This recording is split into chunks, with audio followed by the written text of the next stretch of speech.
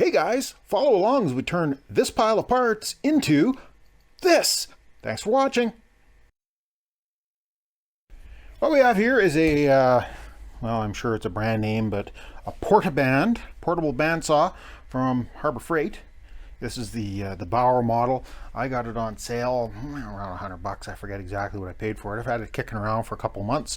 You got to buy a set of bandsaw blades to go with it. 2-pack was, I don't know, 10 or 12 bucks, I think. I forget exactly. You'll notice that we've got a couple of screws here that allow us to adjust a guide. And several other YouTubers, the main one that I've seen do this was Mike Festiva. He took this guide plate off and attached a square of steel in its place and then mounted it to his welding table so that he could use it as a benchtop metal cutting bandsaw. I'd like to do the same thing. Looks like a really good idea. However, I want to make mine freestanding on a pedestal. I got 2-inch by 2-inch square tubing here and some C-channel that we're going to make some a cross base for. And I want to make it so that I can screw this down to the floor. I've got a series of tools. We've got a English wheel, a metal bender, a couple of other items that would greatly benefit from being able to attach them to the floor. I'd also like to get a decent tubing bender, which would likewise be beneficial to attach to the floor. Unfortunately, due to the, shall we say, messy garage that the channel is named after, I don't have a whole lot of space to be able to do that.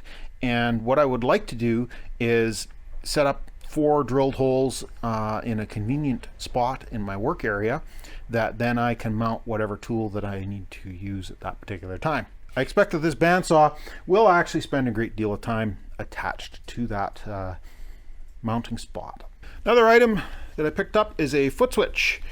Saw will plug in here, this will plug into the wall, and then when I'm using the saw, I'll just press on the foot pedal.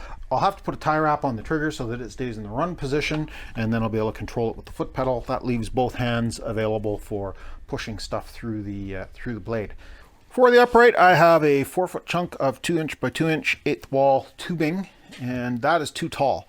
We don't want to be working way above our head when we're cutting metal. We want it to be at a nice, comfortable, you know, mid-abdomen type height. So I didn't know exactly how much to get. 4 feet should do the job. We will cut it off as needed. We've got a piece of C-channel here, and my plan is to cut it off at 19 inches. Then we're going to take the remaining 17-inch piece and cut it off at 8.5 inches, which should give us 19 by 19. It's a good plan anyways. Let me get going on that. I've got it's a metal scribe here, nice rusty metal, should mark nicely.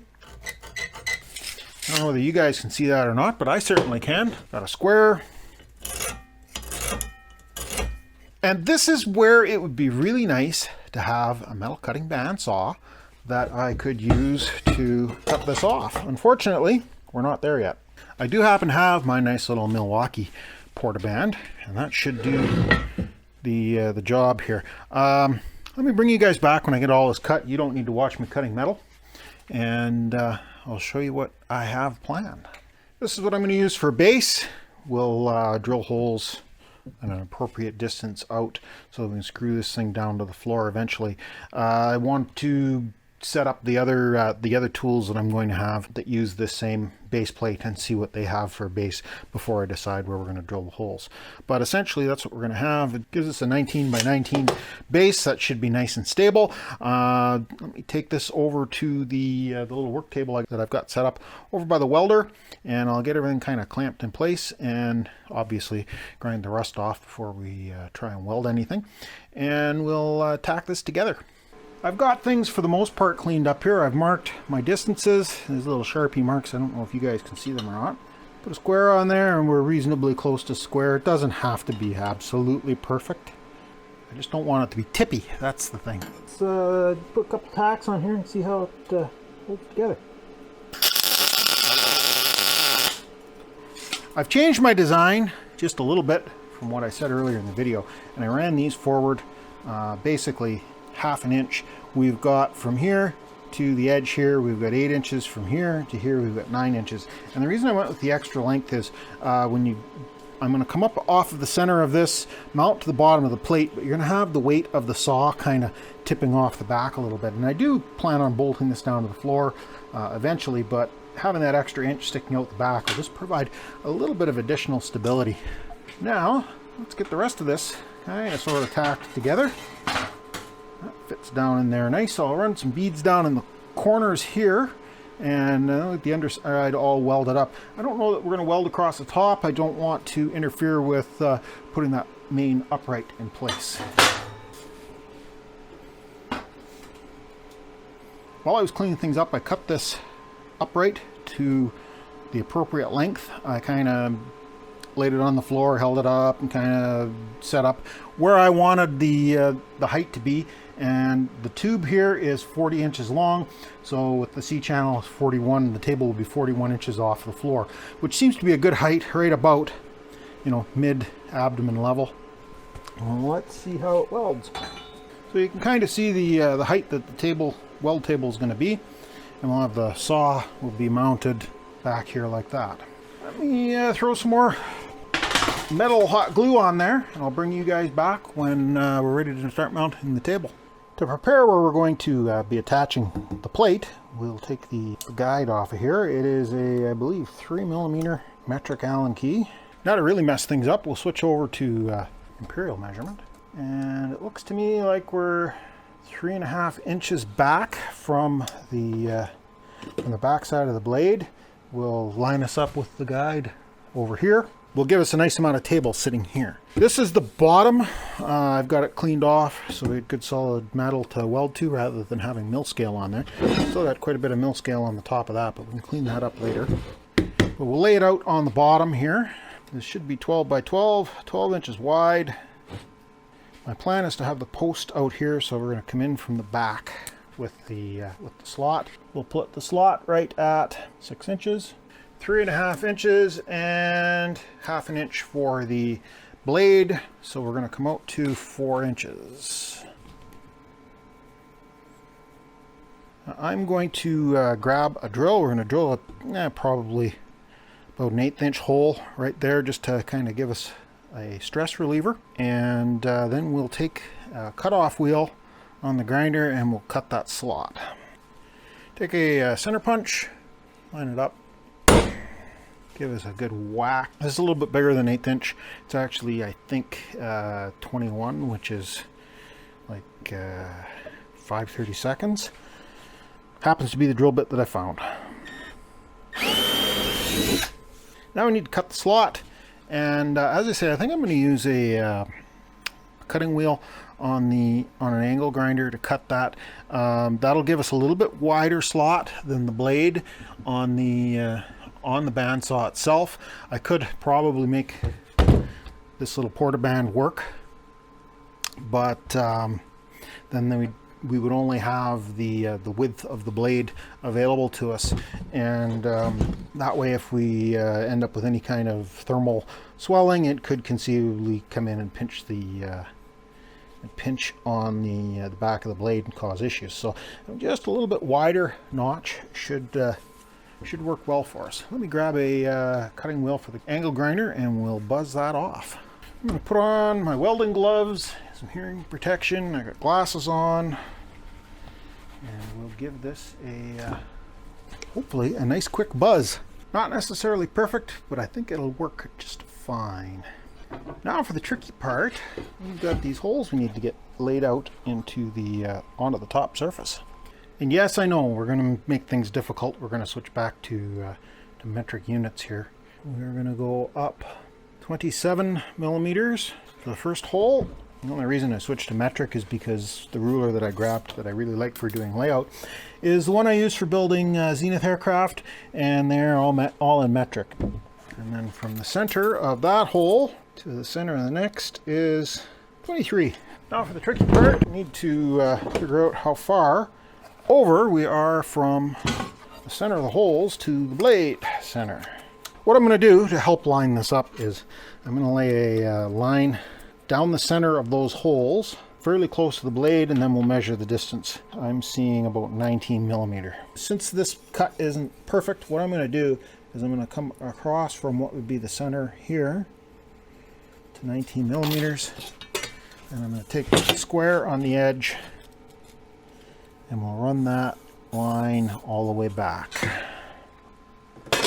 That should give us our location for those screw holes. We'll center punch those, and then we'll drill them out. I'm going to drill these holes out to quarter, just so that we've got some room to play. A little bit of side to side, up to down adjustment room. Okay, I think we're pretty close. Let's snug these bolts down and see how things look. Definitely they stick up. And the blade is going to have to self-clearance itself a little bit. Let me plug this saw in and we'll see how it runs. I don't know if that shows up on the camera or not, but I think we're pretty good there. And the one problem we've got, of course, if we're cutting something, it's going to hit the heads of these bolts. So let me fire up a nice big drill bit and we'll countersunk those holes. I'll see if we can get the heads of these screws down fairly close to the surface, ideally a little bit below. Put this in slow gear. That is so close, I don't think I need to worry about it.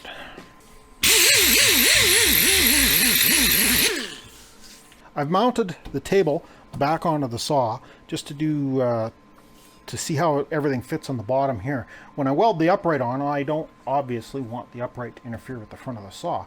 I'm thinking, you know, in this area right here is probably a good spot. So let's measure 5 and 7, and we've got about 7 inches. And we'll call it 7 inches back that we can come with the pipe and not interfere with the saw. So I'm thinking probably in the neighborhood of 6 inches to 4 inches. Doesn't have to be perfect as long as it's nice and stable. Here's the leftover chunk. So welding it on something like that. If I find that I'm getting too much flex out of this 3/16 steel table, then we can always weld a couple of angle iron under here to stiffen things up. Something along the lines of that, except of course with the 40-inch long leg. Well, I've got the leg sticking straight up in the air. It looks to be relatively straight. We're grounded, everything looks promising. Let's put some tacks on here and see what happens. I'll put my hand on this just so that it doesn't fall over and bonk me in the head.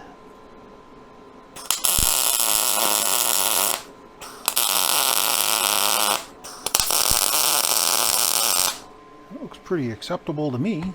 Well, let me flip it back over and throw some more weld at it. I'll bring you guys back when I have it welded.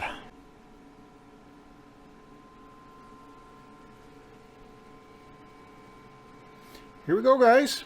It is all hooked up. If I press on the foot pedal. One thing I just realized on this is we've got a variable speed. So we turn that down to 2.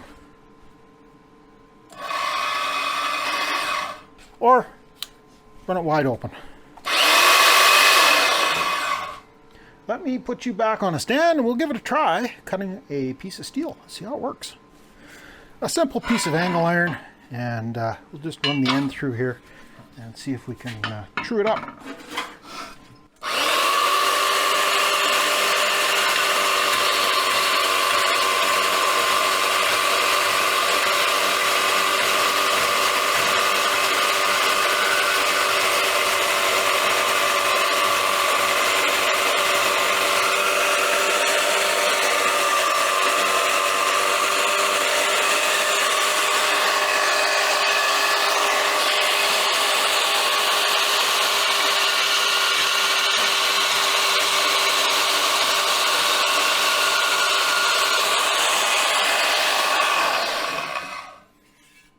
There we go.